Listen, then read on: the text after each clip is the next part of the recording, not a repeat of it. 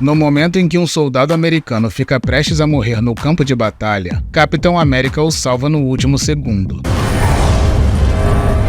Depois de tocar a campainha da Mansão dos Vingadores, um agente da S.H.I.E.L.D. chamado Cameron Klein se apresenta informando que o ex-diretor Nick Fury o mandou procurar pelo Capitão América. E quando Jarvis informa que irá ver se ele está disponível, Capitão América aparece perguntando por que o próprio Nick Fury não o procurou pessoalmente. Desse modo, o agente informa que não está a par dos motivos, mas diz que eles precisam partir imediatamente. E quando eles saem da mansão, o herói pergunta qual é o destino e o agente informa que é um hospital. Dessa forma, eles saem em um carro voador da S.H.I.E.L.D.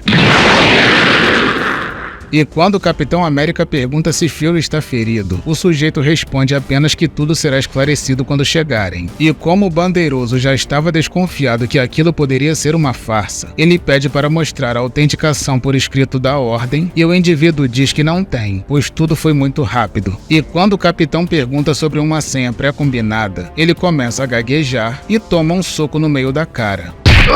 Com isso, o veículo fica desgovernado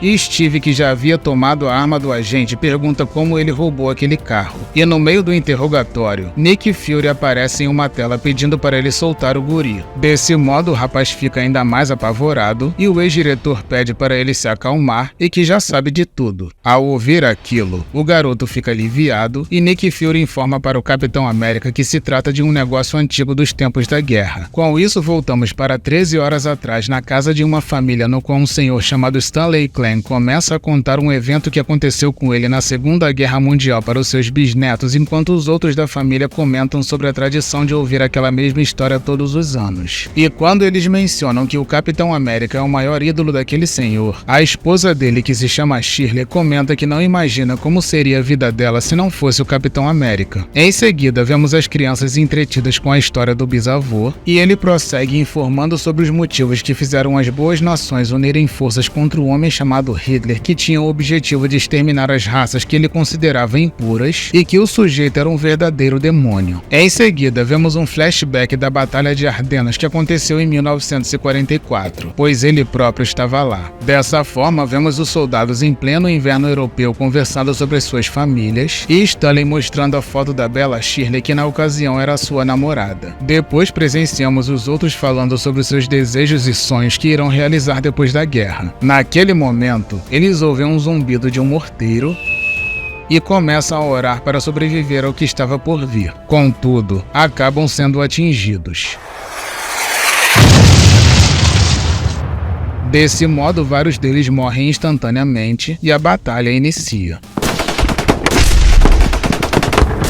E no instante em que a foto da amada de Stanley voa para longe, ele percebe que um dos seus amigos está vivo e tenta ajudar usando um jornal como bandagem. Entretanto, um dos seus superiores o manda pegar o fuzil e ele parte para a batalha. Com isso, o som de metralhadoras e berros de homens enlouquecidos dá início.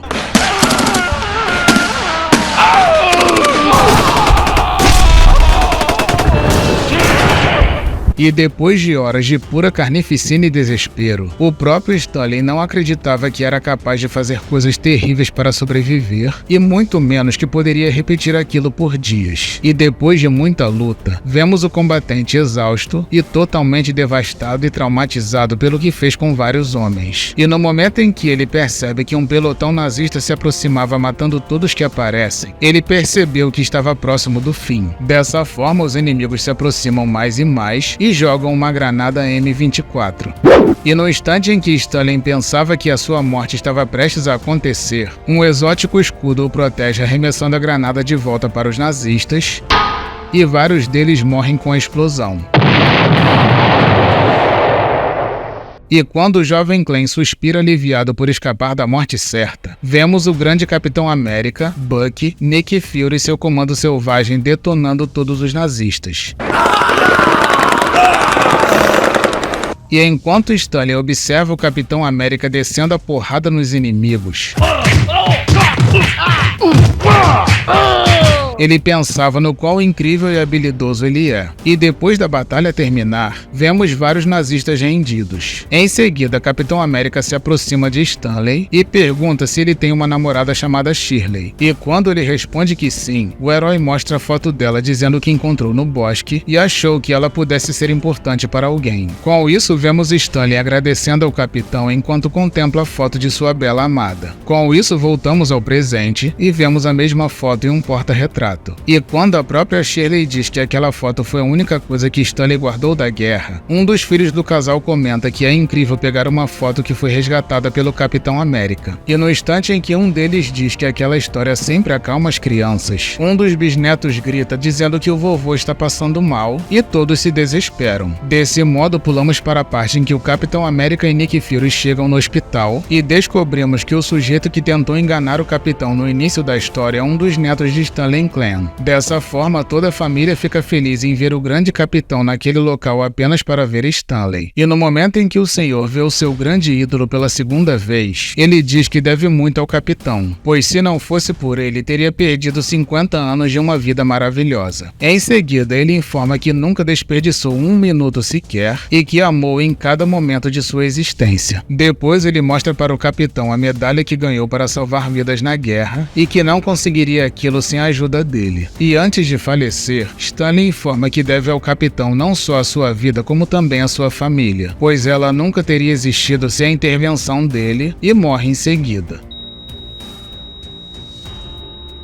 Ao ver que o seu avô faleceu, Cameron pede desculpas por ter mentido para o Nick Fury e o capitão, e eles dizem que estão felizes por estarem ali. Em seguida, Fury diz que o garoto fez bem em arrastar os dois até o hospital e que um soldado faz de tudo que puder pelo outro como se fosse um irmão.